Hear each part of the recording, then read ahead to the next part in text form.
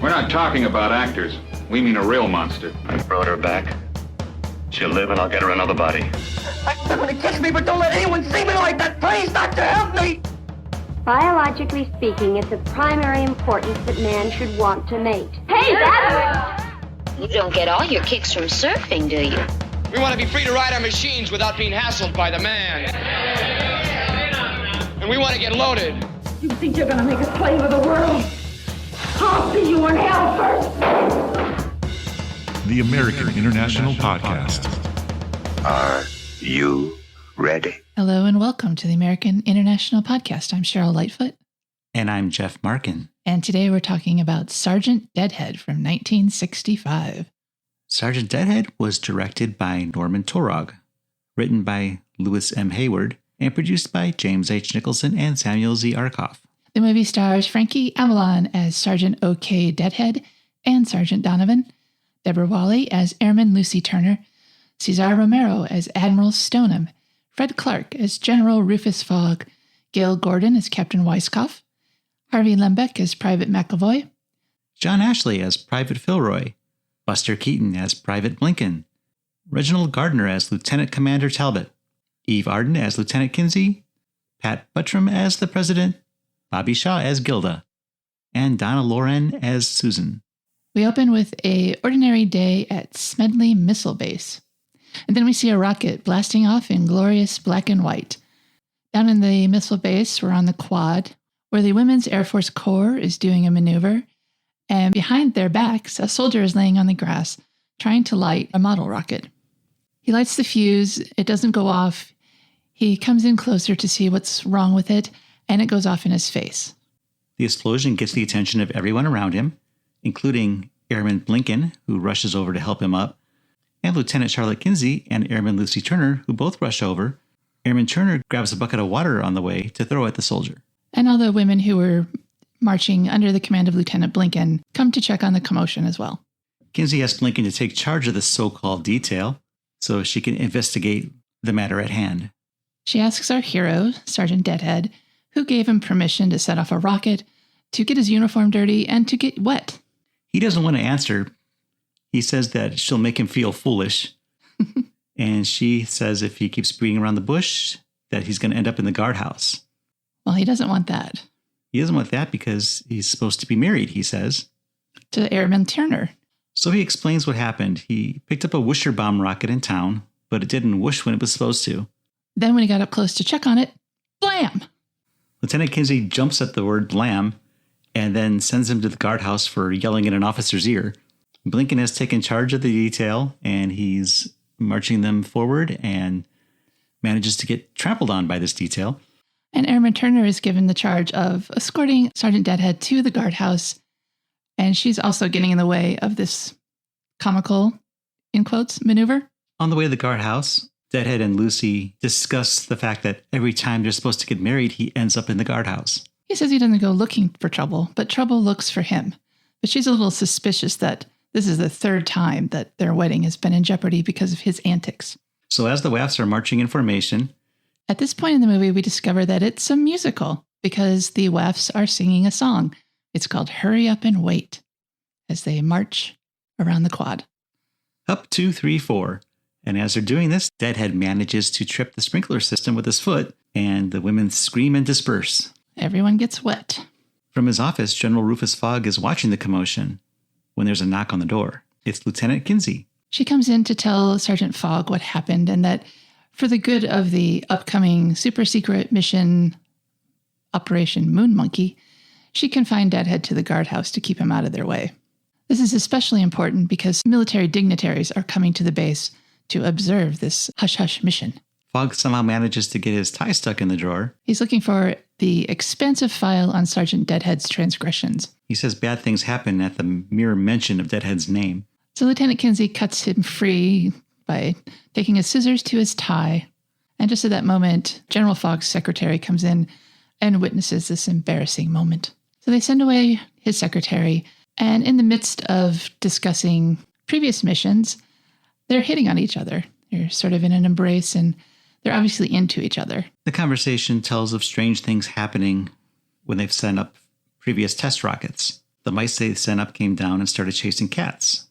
And in this upcoming mission, they're sending up a monkey, and they hope that he'll return with his regular facilities intact. In the guardhouse, Sergeant Deadhead is confined with 2 other airmen, Airman Filroy and Airman McEvoy, played by Harvey Lembeck. McEvoy says he's busting out. Deadhead is only supposed to be in there for a day or so he doesn't want any part of this. And Filroy expresses the same sentiment, but McEvoy says that Filroy is busting out with him, and while they're going, Deadhead is coming with them as well. Deadhead says he can't be relied on for any help, and I think his record proves that. Then we cut to the women's barracks. Lucy is talking to Susan about her Deadhead frustrations. And she wonders, with good reason, why Turner wants to marry the admittedly lackluster Sergeant Deadhead. It's dark in the room, and as they're speaking from their beds, they turn on and off their flashlights so that the listener can see the face of the speaker. I think that's a signal as to who gets to talk now. Lucy admits that, yes, Sergeant Deadhead is a clod, but says he's my clod. And then Susan breaks into songs, singing How Can You Tell? Lucy joins in, and then Gilda as well for a little 3-part harmony. And this gives Lucy an idea. Yeah, she has a light bulb moment here. She's going to ask the general for permission to marry Sergeant Deadhead in the guardhouse. How romantic. That's interesting to me because if she's insistent upon being married, she's pretty much got no other options.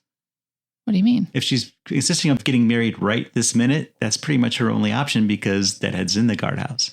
I think at this point she doesn't care anymore. She's planned up to 3 weddings by now, and she wants one of them to go through, regardless of where or how it happens. Right, but my point was it took an entire song for her to come up with this idea when it's really the only option. No, the other option was to wait another week or 10 for the next opportunity to get married and hope that Deadhead doesn't screw it up. So now we're back in General Fogg's office, and Airman Blinken is installing a panic button.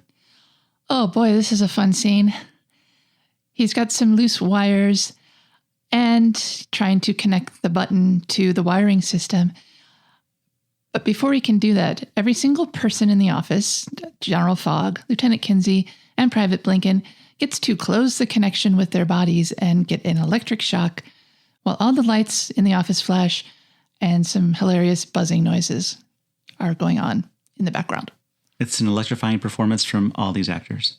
This goes on for far too long, so we're not really excited about the scene.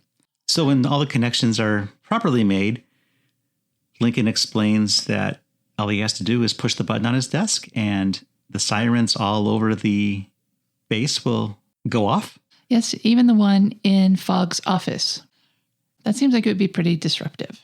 So his work being done, Blinken gathers his tools and leaves. He does this by just waving his hand over the desk and pushing them all onto the toolbox on the floor, and he exits. It was one of the few funny moments in this movie. And now that Fogg and Kinsey are alone, it's makeout time. It seems like it's always makeout time for these two. But the phone rings.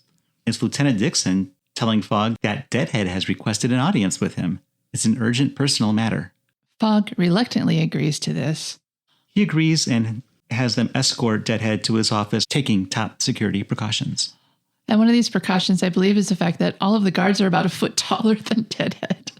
Poor Frankie Avalon. You can barely see him amidst all these other guards. When Sergeant Deadhead and the guards get to the office, Deadhead says he wants to talk to the general alone. At first, this just means get rid of Lieutenant Kinsey, but he also wants the guards to leave as well. He promises that he doesn't want to escape. When he asks Kinsey to wait outside, she says, "Certainly, dear General," which gets looks from everybody else in the room. They have to know by now. So now that they're alone, Deadhead can speak openly about his problem. He's concerned that the general will give Lucy permission to get married in the guardhouse, and Deadhead does not want to get married in the guardhouse. He's stupid, but he's one step ahead of her. General Fogg tells Deadhead that he's come to the right man. Deadhead asks what that means, and General Fogg just tells him to mull on it. So he does. In the barracks, Kinsey warns the WAFs that there are dignitaries coming and that they need to be on their toes. She noticed that something seems to be bothering Lucy and asks what's the matter. And Lucy asks the lieutenant if she might be able to help persuade General Fogg to allow her to get married in the guardhouse. She explains that her morale is low, having already having had to call off the wedding 3 times in a row. And Kinsey says that she wishes she had an impending wedding, but she will see what she can do because she does have the general's ear. So back in Fogg's office, Deadhead is still mulling it over. He finally finishes, but he still doesn't understand. And Fogg merely says the obvious here. If Sergeant Deadhead goes back to the guardhouse, stays quiet, stays good, there will be no wedding. And Deadhead is very cheered by this. He becomes a little too relaxed with the general, but they're having a moment, so the general says at ease and tells Deadhead to relax. But Deadhead, relaxed is not what you want. No, he decides to abandon all protocol and park his keister on the general's desk on top of the panic button. And as designed, this creates a base-wide panic. The whole base is evacuating wherever they are and heading outside. Including the WAFs, who are currently showering. All of them. So they each grab a towel and they rush outside. And then Airman Blinken does a bit with a fire hose. It's not funny. It's better than the other one. General Fogg screams at Deadhead, orders the guards to take Deadhead back into custody, to throw him into solitary, and, oh, by the way, do bad things to him. They wonder what that means, and he says, use your imagination. So use your imagination and imagine what that could be. So security rushes Deadhead out, and General Fogg gets to work trying to figure out how to turn off the sirens. Kinsey arrives and tries to help. And of course, this is a moment at which the attending dignitaries arrive on scene. The girls from the shower have all rushed outside when they see the dignitaries arriving, and they find themselves in a dilemma. Yes, they can either salute the brass, as they are supposed to, and these are the brassiest of brass, they note, or they can hold on to their towels and maintain their modesty, their state of being not naked. But if they do that, they risk being court-martialed. So it's a no-brainer. So they salute the car that's bringing in 3 very important brass, and said brass see them naked. And I think they made the right choice because the brass is very happy with this state of affairs. So the dignitaries are escorted to Fogg's office, and Lieutenant Kinsey asks if they might know how to turn off the sirens. Admiral Stoneham has an idea. He cuts the wire from the panic button to the main power supply, and that does the trick. He then says that this incident will be included on his report to the Pentagon. As does Lieutenant Commander Talbot, who is, I believe, British, because he says he's going to report this to 10 Downing Street. And our third dignitary is Captain Weiskopf, who is a psychiatrist, who does an impromptu diagnosis of General Fogg's sort of inadequacies, calls him a 3-star dingaling. But Lieutenant Kinsey corrects him and says he's only a 2-star dingaling. That was kind of funny, too. So since Fogg is practically brain dead at the moment, Kinsey gets the dignitaries up to speed. And as she's talking, Weiskopf notices a box of cigars on the desk. He grabs one, but when he goes to light it, the general lights it for him by pointing his finger at it and zapping it with an electrical spark. It would be cool if he had this super new power for the rest of the movie, but this is the last time we'll see that. Lieutenant Kinsey is explaining that Sergeant Deadhead is the cause of all this, and she says just a little too much here. And she name drops Operation Moon Monkey, thus letting the brass know that she knows a little too much. Now back in the guardhouse, we see Deadhead is back with McEvoy and Filroy, and obviously not in solitary, as was ordered. And they're planning the breakout that they discussed earlier. Well, McEvoy is planning it. And I believe one key element is a little gizmo he rigged up. It's a pen. He has a ballpoint pen, which Deadhead seems to think is hilarious. Yeah. He is a simple man. After McEvoy gives him the pen, he explains that it doesn't write, it goes boom. And this causes Deadhead to bobble the pen in his possession. Deadhead tries to give back the pen, but McEvoy says no, keep it, and indicates that he's going to make one for Filroy as well. An escape for the guardhouse does not seem like a wise decision, because you're military, the military owns you, you're being punished for something. So where are you going to go? Right, and it's not like they won't notice. This is a plan that's not really a plan. It's just a setup for a gag. So later that evening, General Fogg and Lieutenant Kinsey are sitting on a bench outside the guardhouse. He says he'll be able to relax after Hercules 3, which I guess is the name of the rocket, has launched without any interference from Deadhead. We hear an explosion, and behind Kinsey and Fogg we see some smoke. Kinsey wonders what's going on, but Fogg says it's nothing, it's just the sounds of the George Raft movie, on tonight. Raft escapes from prison in this movie. But then there's more noise. A siren. The ringing of a phone. And Fogg laughs and says that the sound effects in this film sound so phony. He's right if he's talking about Sergeant Deadhead. Behind them, we see the 3 airmen escaping through the giant hole they made in the wall. Kinsey notes that the phone noise they hear is a real phone. It's right next to them. So she goes to answer it. Yeah, Kinsey takes the call and says it's for Rufus. That's General Fogg. And he's being alerted that Deadhead and 2 cronies have escaped. Fogg says to catch him, smash his hat, take his raincoat. But behind them, Sergeant Deadhead reminds them that he doesn't have a raincoat. Lieutenant Kinsey relays this information to General Fogg without questioning where it came from. And McEvoy notices that the general doesn't seem to like Deadhead. So he and Filroy decide to bust back into the guardhouse in order to stay out of trouble. But Deadhead takes off. The base is in a state of chaos. Lights are flashing, sirens are blaring, people are running to and fro. No one is taking command. And Lieutenant Kinsey reminds General Fogg that this is something he ought to do. But he tries, but nobody's paying any attention to him in the panic. So Kinsey reaches out and stops a car. She commandeers the Jeep, and the general orders all the military men to get out. When the driver tries to get out, he stops him. Says, "Not you," and he gets into the Jeep. And we notice that the driver is Sergeant Deadhead. Of course it is. Who else could it be?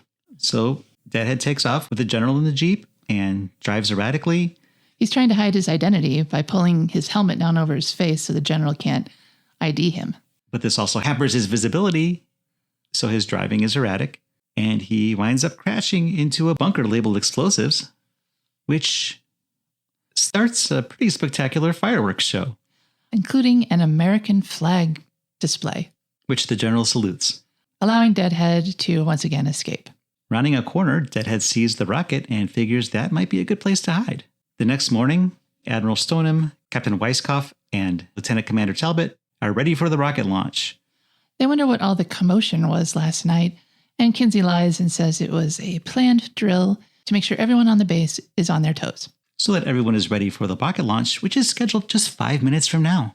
Yeah, they're in a mission control room while the countdown happens, and another airman is escorting a chimpanzee into the rocket.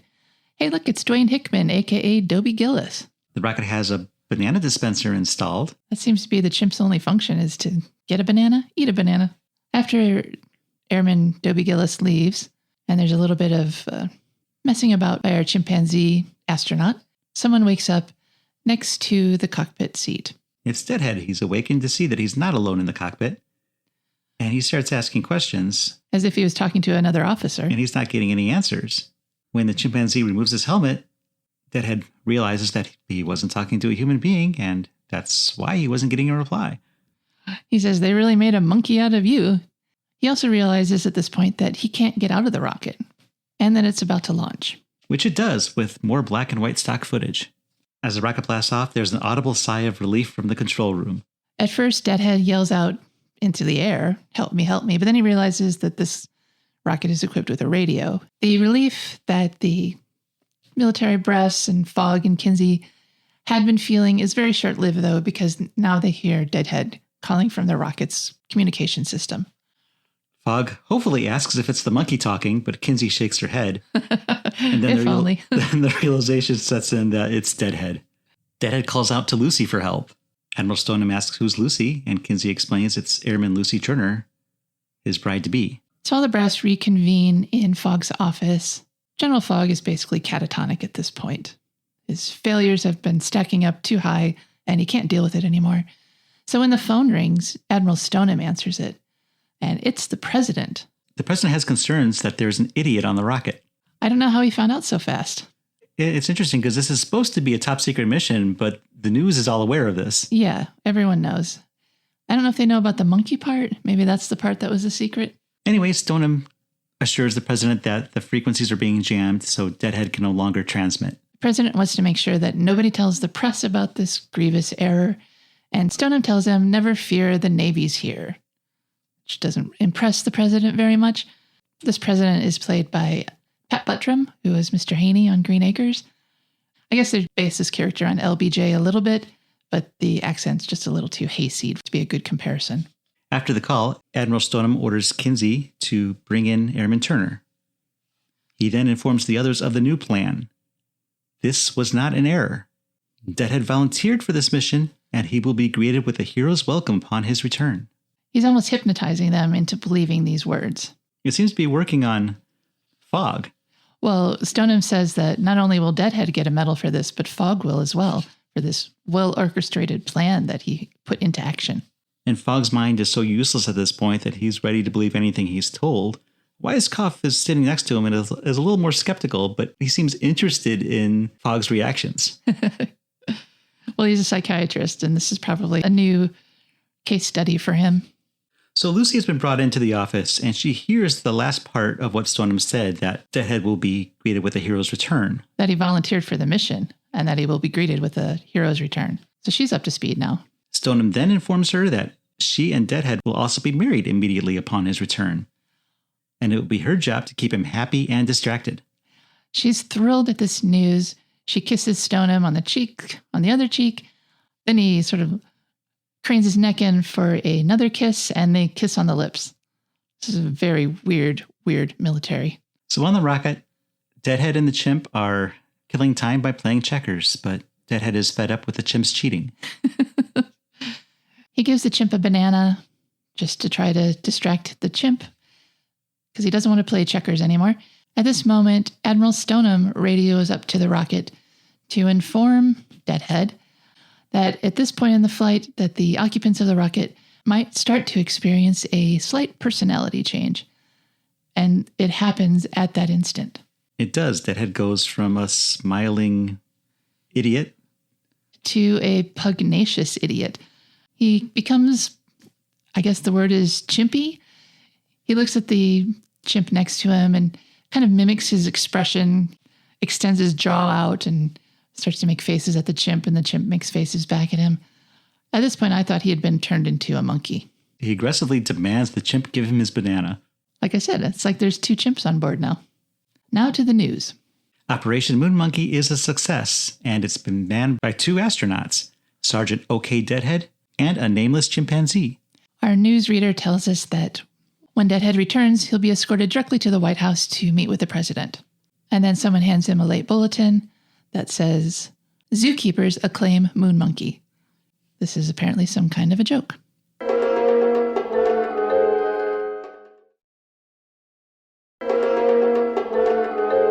Now at the base, Admiral Stoneham is again on the phone with the president, and the president tells the admiral that he is to perform the wedding ceremony. He questions whether he can do this because as an admiral, he has the authority to perform a marriage on sea, but the president gives him at least the temporary authority of marriage on land. And Captain Weiskopf, the psychiatrist, is wondering what to do when the rocket lands. He knows how to deal with the monkey, but he's not sure how to handle Sergeant Deadhead. Another news bulletin lets us know that the capsule has landed safely, though 1,500 miles off course from its intended target. But it has been recovered, and all is well. Back at the news desk, there's another late bulletin that says, "Zookeepers acclaim Moon Monkey." And the newsreader's upset that this has happened again. This is like the 1965 equivalent of Baba Booey or something. And they were able to get one of the astronauts in the studio for an interview. It's the chimpanzee. He takes a hit of a cigarette and says, "An idiot, Deadhead, has made a mockery of my entire career. I'm through with this business, and that's final." And so I guess the chimp has retired. Now we're in the WAF barracks, where Weiskopf is castigating Fogg. Because he had to roust up a band. There's no band on base. And since it's his band, they aren't going to play the Air Force song, which is called Wild Blue Yonder. They're going to play the Navy song, which is Anchors Aweigh. But unfortunately, this band only knows Jingle Bells. The band only knows one song, and it's Jingle Bells. So Deadhead is back on Earth and escorted into the base. To the sounds of Jingle Bells. He seems different. He has swagger and confidence. He's cocky, and he struts into the barracks. When he's informed he's about to be married, Deadhead scoffs and then demands a meeting with Skinhead, referring to Fogg, and Stoneham and Weiskopf. But first he's going to change into some more comfortable clothes. In the office, Stoneham asks Fogg what Deadhead is really like. Fogg lies and says he's brave and smart, etc. Because that's what he's been told. Right. And he can't think for himself anymore. Right. Yeah, I guess he's not lying. He's had his memory rewritten. Stoneham knows better, though. He knows that Deadhead never volunteered for this mission. And just then, Deadhead enters, wearing a pair of pajamas. He calls the brass to attention with attention, and they actually comply. So the plan that they were going to relay to him, he's pretty much already hip to it. Because this new Deadhead is smart enough to know that if the story got out, it would make the U.S. the laughingstock of the world. Not that we have any idea what that would be like. Deadhead tells the brass that he's a world hero now, and he knows that they don't want the press to know how Deadhead ended up in that rocket. Weiskopf says to the Admiral, "Congratulations, Dr. Frankenstein. You have created a monster." Kinsey brings Deadhead the coffee he ordered and asks if he wants a little Danish. And Deadhead says no, cream and sugar's fine. Then we cut to the girls' barracks, and Lieutenant Kinsey is there. This woman gets around. I have the feeling they're not so far apart. Anyway, Susan and Gilda come running in, and they say he's mad. And they're referring to Deadhead. Apparently, he's been chasing them all around the base. In his pajamas, or the general's pajamas. Then Deadhead bursts into the barracks and starts chasing everyone. Lucy's just standing there looking on in disbelief with her hands on her hips. Deadhead comes up to her, smacks her on the ass, and then he starts this sort of bull routine. Kinsey holds up a red blanket and waves it in front of him, so Deadhead charges at it, and he ends up running outside and landing in a trash can. Turner says he used to be so quiet and shy, and she didn't appreciate that. What happened to him up there? And in General Fogg's office, the general is wondering the same thing. What happened to him up there? And Kinsey's in there, massaging his shoulders. Is she two people? She mentions that she once saw a film where a man was substituted for another, and that they were exact doubles. So an idea is forming that maybe this might be an instance where life could imitate art. So at Kinsey's request, Fogg makes a phone call. And then we cut to Military Operations Center, where a woman is looking through a file, and lo and behold, there's another airman who looks just like Deadhead. His name is Sergeant P.T. Donovan. And then we go back to the general's office, and it's a totally different state of affairs as Deadhead is in there barking orders. From the general's chair. Stoneham comes in and has Deadhead arrested and put into solitary. As he's being dragged out, Deadhead reminds him that he's America's hero and that he can't do this, but it doesn't seem to stop him. And Stoneham's not upset because he knows they found a double. He also says there'll be a wedding just as they planned, but Sergeant Donovan is going to step in for Sergeant Deadhead. And the ethics of this are best not thought about. The base will be broken down to a skeleton crew because the few witnesses, the better, because they don't want anybody realizing that they swapped out Deadhead for Donovan. They even go so far as to suggest that Airman Turner will not notice either. I mean, really? So Sergeant Donovan is delivered to the rec hall in a big box. It's like a military coffin. Weiskopf unwraps him feet first and says, "Oh, he's a spitting image." But then he sits up and, yeah, it really is another role for Frankie Avalon. Sergeant Donovan is debriefed and informed that he's about to be married. He's hesitant, but is willing to do this for the good of the country. He just follows orders. So now Lucy is getting ready for the wedding, and Lieutenant Kinsey sings about the one that got away. It sounds like there's more than one. She sings about a lot of missed opportunities in her romantic life. She even does a little dance routine in the showers with other showering wafts. Now in the guardhouse, Deadhead really is in solitary, and he demands to be let out. The guards can't hear them because they've been told to place cotton in their ears. I was excited to see one of the guards is Michael Nader, who played Dimitri on All My Children and Dex on Dynasty. So that was a little bonus for this movie. Didn't have a lot to offer me, but I did enjoy that. And I guess he was in a lot of the Beach Party era movies. So there's a little shtick between these two guards as they remove the cotton and replace the cotton from their ears and have trouble conversing. But at least they can't hear the annoying Sergeant Deadhead behind them. They also can't hear that he has a ballpoint pen. Yeah, I guess that other pen that McEvoy made came back into his possession, and he's going to use it to get out. But now it's time for the wedding.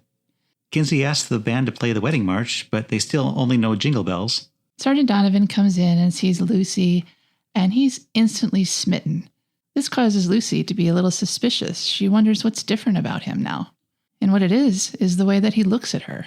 Lucy mentions that Deadhead has never said I love you to her, nor even held her hand all the time that they've been engaged. To which Donovan replies, I'm seeing you for the first time.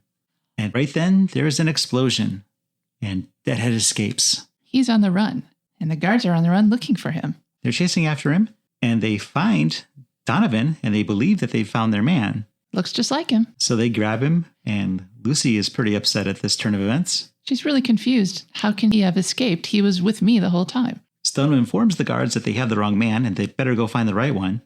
And then he sends the band after him as well. Deadhead is running toward the front gates to exit the base, but he somehow manages to get caught up in a jeep that takes him back into the base. The band is running toward the exit because they're still chasing after Deadhead, just as the gate is closing. And at this point, Donovan takes off running too, though I'm not sure why. Nope, that's not explained.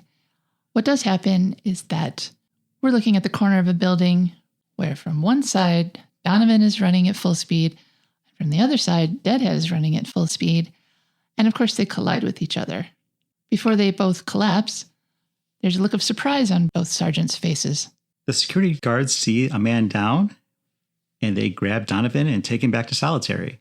Looks like Deadhead.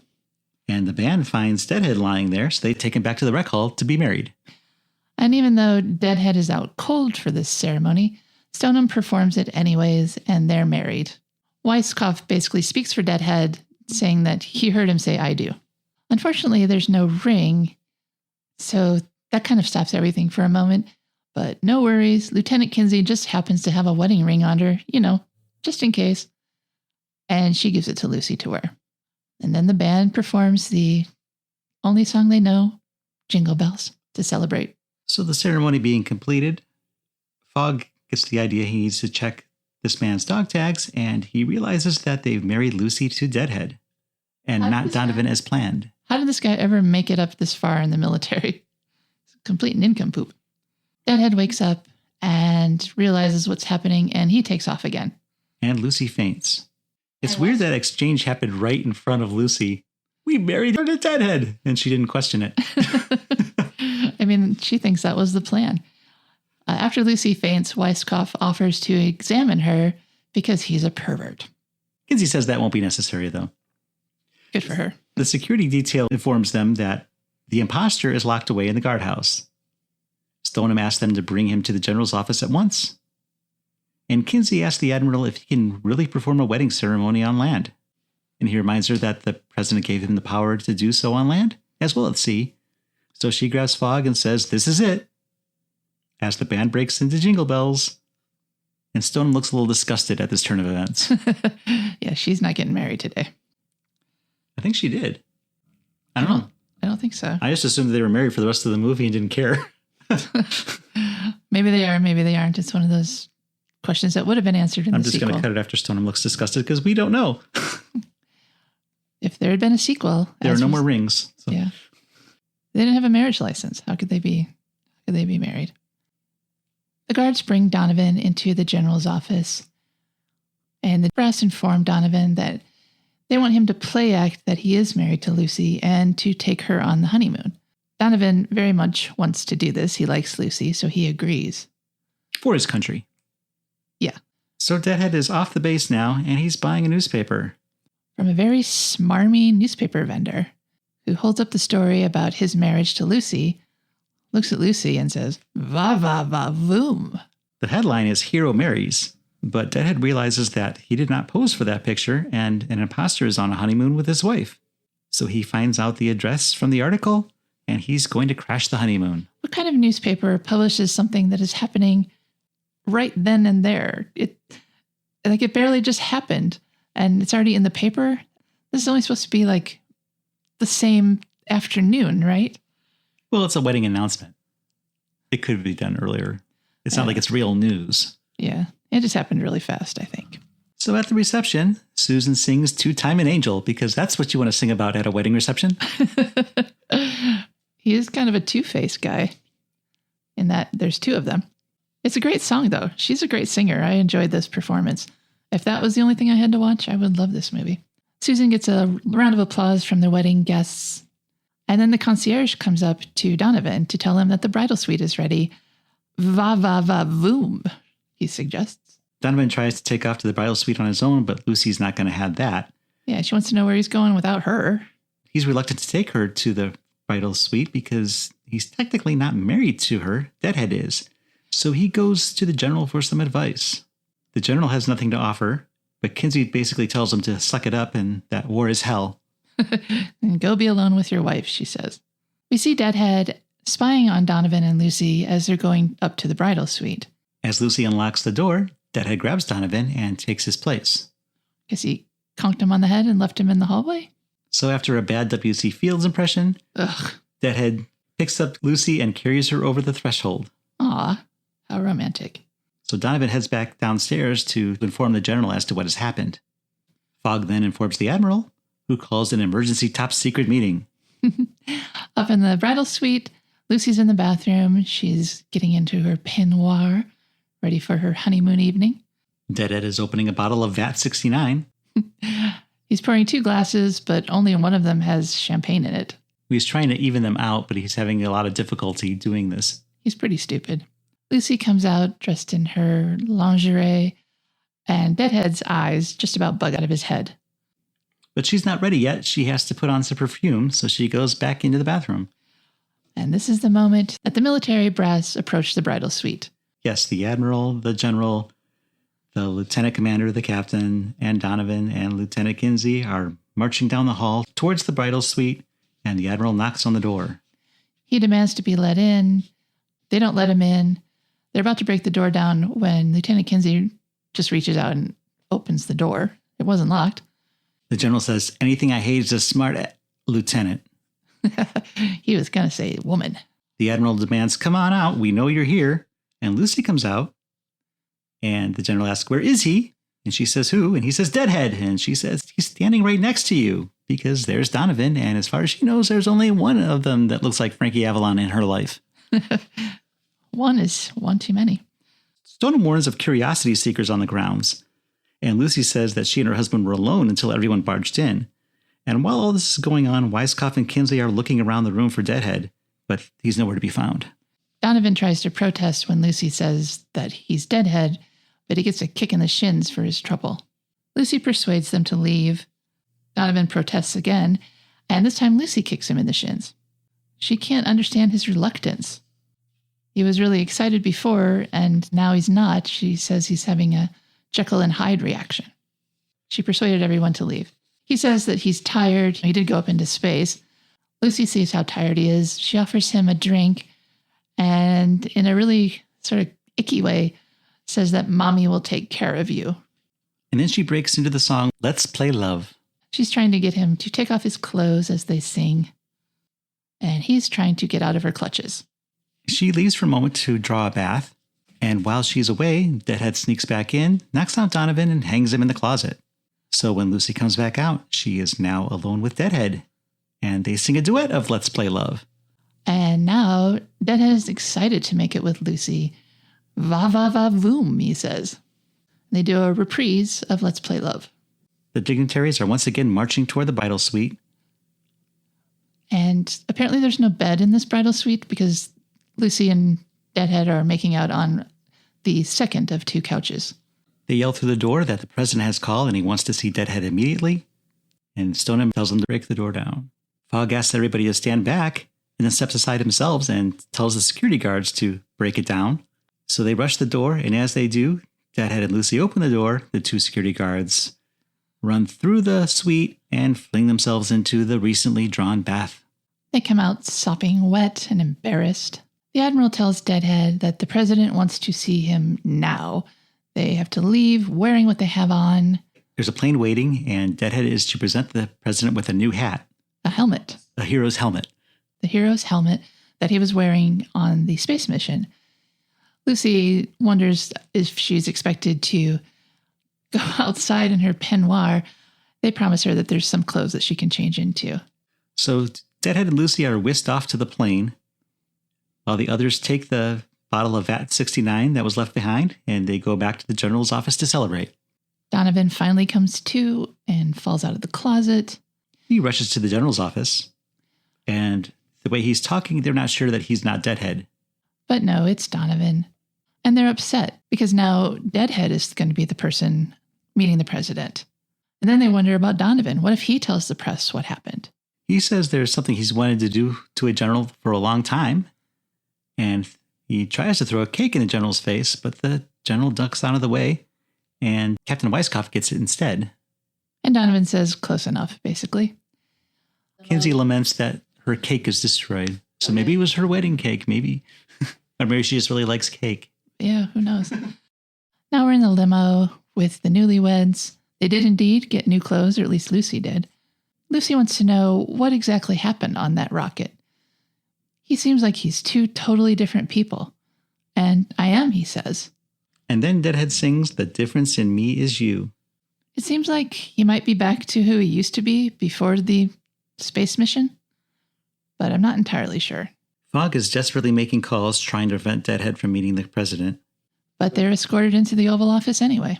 The president asks if he can kiss the bride, and she obliges. And then Deadhead presents him with the helmet. And the president tries on the helmet. And just then the guards rush into the room looking for Deadhead, see the man with the helmet on, and assume that that's the person they're looking for. So they drag him out into the hallway. And he's kicking and screaming the whole way. Lucy and Deadhead have hidden behind some curtains, so they didn't even think to arrest them. They're listening to the commotion out in the hall, and when the guards realize that they have the president in their grasp and not their intended target, and that their intended target was still in the room, Deadhead realizes that they came in looking for him, so they flee. He and Lucy jump out the window and run across the lawn in front of the White House. They decide to hide in a helicopter.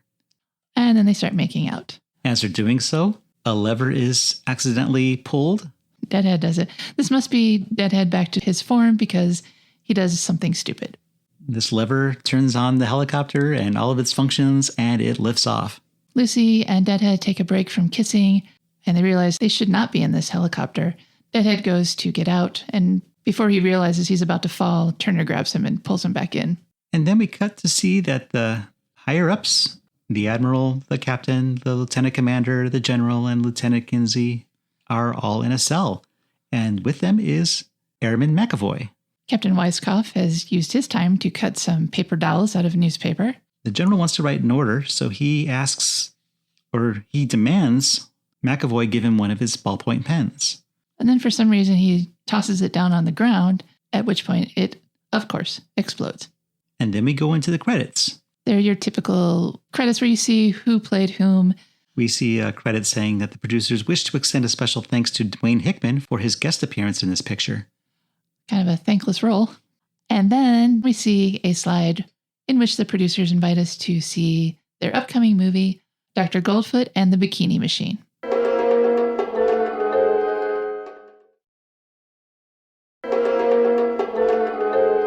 Welcome back to the American International Podcast, where we're talking about Sergeant Deadhead from 1965. This film was the first in a two-picture deal that AIP signed with Norman Taurog in 1964. The second picture was Dr. Goldfoot and the Bikini Machine, which we saw a preview for at the end of the movie. This being an American International production and not just an acquisition, several members of the cast would appear in other American International films. Frankie Avalon, of course, was in so many AIP films, Beach Party and the Other Party films, The Million Eyes of Sumeru, Panic in the Year Zero from 62, Operation Bikini 63, Fireball 566, and Horror House in 1969. Deborah Walley had a very busy 1965 when she appeared in Beach Blanket Bingo, Ski Party, Dr. Goldfoot and the Bikini Machine. In 66, she appeared in Fireball 500 and in The Ghost in the Invisible Bikini. Cesar Romero would appear in Madigan's Millions, which was released by AIP's subsidiary Trans-American Films in 1968. Fred Clark would go on to appear in Dr. Goldfoot and the Bikini Machine and War Italian Style, both in 1965. Harvey Lembeck was a regular in the party films, usually as his character Eric Von Zipper, and those include Bikini Beach in 62, Pajama Party 64, How to Stuff a Wild Bikini in 65, The Ghost in the Invisible Bikini in 66, and he was also in Dr. Goldfoot and the Bikini Machine and in Fireball 500. John Ashley had previously appeared in Drag Strip Girl and Motorcycle Gang in 1957, Suicide Battalion, How to Make a Monster, and Hot Rod Gang in 1958, and would go on to appear in Attack of the Eye Creatures in 1967, Mad Doctor of Blood Island in 1968, and Savage Sisters in 1974. He also appeared in many of the party films. He had a very long career with AIP. Buster Keaton was a silent film star, and at the end of his career appeared in a lot of these party films: Pajama Party, How to Stuff a Wild Bikini, and Beach Blanket Bingo, and he was also in War Italian Style. Donna Loren had appeared in a handful of the beach party films, including Muscle Beach Party, Bikini Beach and Pajama Party in 1964, and Beach Blanket Bingo in 1965. When this movie was originally announced in March of 1965, Tommy Kirk was supposed to star in the film, but it ended up going to Frankie Avalon.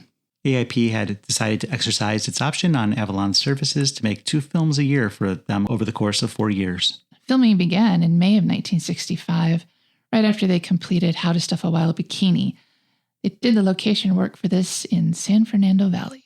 The script by D.K. Heyward did not have written gags for Buster Keaton. It would simply say, Buster does a bit here, and Keaton would come up with his own gags and show them to the director for approval. And the director said, I guess you can do that. I think. Before the film came out, plans for a sequel that was never actually produced were announced. It was going to be called Sergeant Deadhead Goes to Mars, and they were meaning to start it in April of '66, but that never happened, fortunately. Sergeant Deadhead was an experiment by AIP to see if they could expand the world of the beach party films into the world of the military. And they also wanted to cash in on the space race that was happening leading up to the Apollo moon launch at the end of the decade.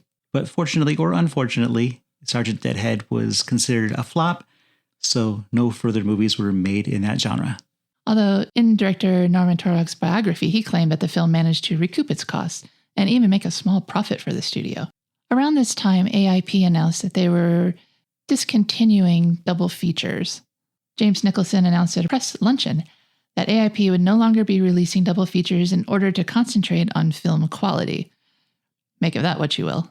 However, that plan must have been meant for AIP's future, as Sergeant Deadhead was released on a double bill with Ski Party. And neither were quality films.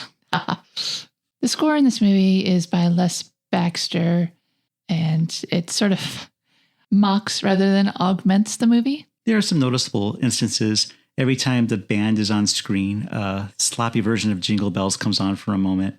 When Deadhead is singing with Lucy and he bounces on the couch, there's a boing sound that's not a sound effect, that's actually part of the score.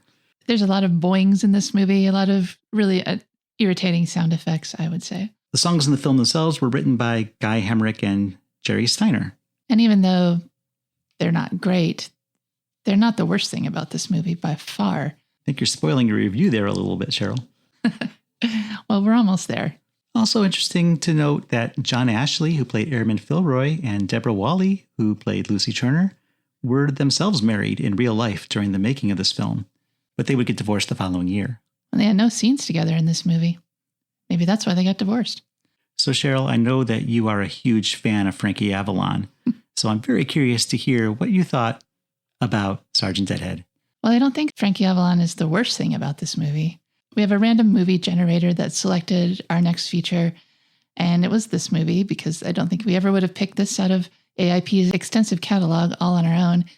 And it was a chore to get through it, I'll be honest. It's not that funny. There's only a few bits in this movie that made me laugh genuinely. A lot more made me groan out loud because they're just so shticky and stupid. Everyone in the movie is basically portrayed as an idiot, and it's hard to say that any one character is the hero of the picture. I guess the least obnoxious, annoying person is Airman Turner, but for some reason she wants to marry Sergeant Deadhead, so that takes a lot of points away from her. I haven't seen very many of the Beach Party movies, so I can't compare it to that. We did an episode on Beach Party itself, and I think that this movie pales in comparison to that. The storyline is not interesting. It's not done in a way that's remotely believable when we're talking about our nation's military. There's no way they could all be this stupid. The moon mission was handled clumsily. Everything was handled clumsily in this movie. I don't know how to sum it up any better than just to say I did not enjoy this movie. On our AIP scale, where A is awesome, I is intermediate, and P is pathetic. This definitely scores a P. I did not have fun watching this movie. I don't recommend it. I did enjoy the Two Timing Angel song by Donna Lauren. It made no sense in this movie, but she's a good singer. I would buy that off iTunes. But apart from that, there's nothing to enjoy about this movie. It's so lame. Maybe in 1965, people were more tolerant of this stuff, but it kind of tanked at the box office. So I don't think that's the case either. Yeah, it's a P from me. What do you think, Jeff? I agree with a lot of what you said. I was looking forward to watching this because I do enjoy the Beach Party movies. I have seen them all. And I figured this would be more in line with that. And early on into this film, it seemed like there was a lot of potential. The character of Sergeant Deadhead is a bumbling idiot, but that's not something we've really seen Frankie Avalon do. I would have liked to have seen more of that instead of seeing him become confident and do a dual role. The unsure of himself Sergeant Deadhead was just more interesting for me to watch in those early scenes.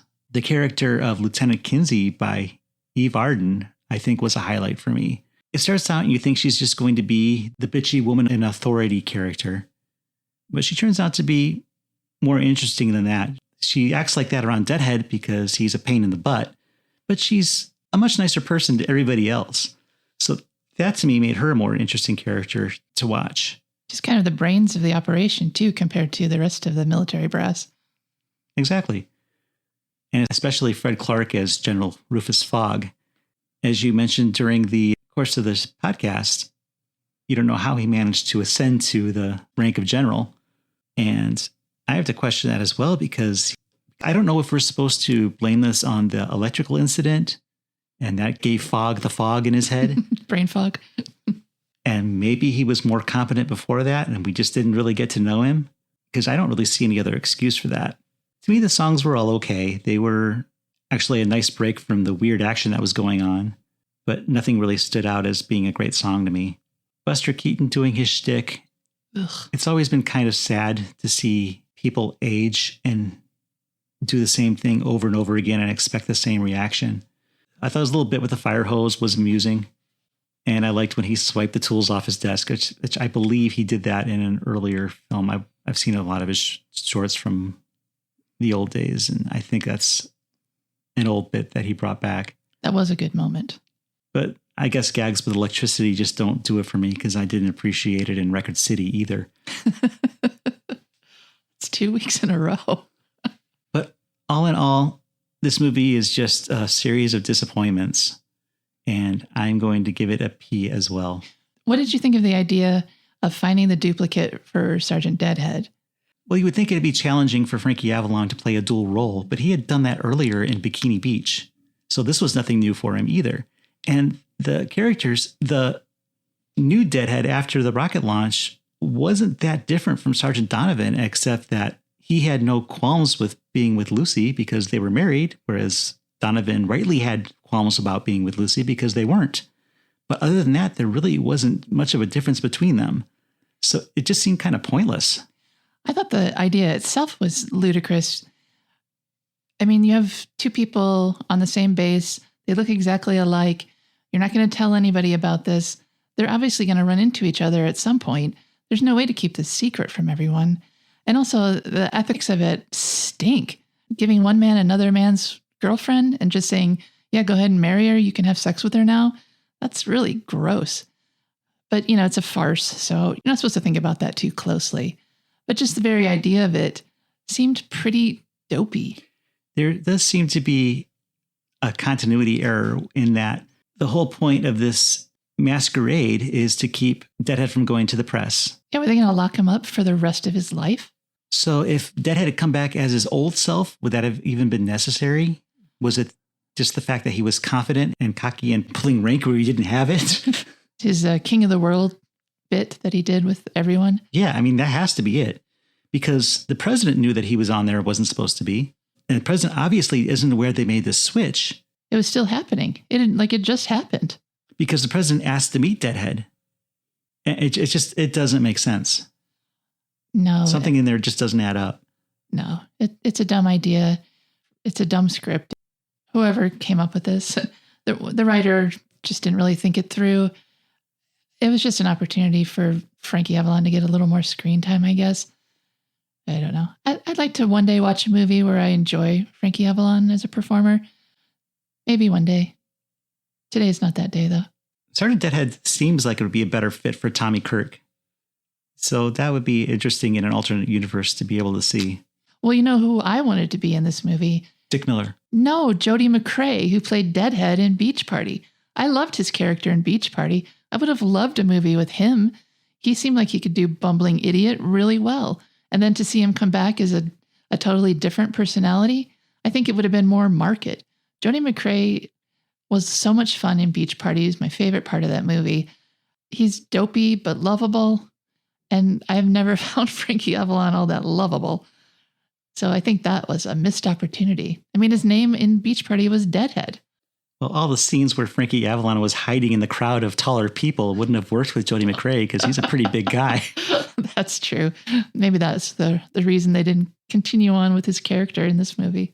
So somewhere out there must be an alternate universe with a much better version of Sergeant Deadhead. And unfortunately, we live in the one with this version. Well, what are you going to do? We'll invent a universe-hopping machine. We'll head to the Large Hadron Collider, and maybe we'll find it there. Well, I think that's going to wrap up this episode of the American International Podcast. I'm Cheryl Lightfoot. And I'm Jeff Markin. And we'll meet you at the drive-in. Follow the American International Podcast on Instagram, Twitter, and Letterboxd at AIP_pod and on Facebook at facebook.com/American International Podcast. The American International Podcast is produced and edited by Jeff Markin. A man whose mind is distorted by hatred. And Cheryl Lightfoot. A girl hungry for too many things.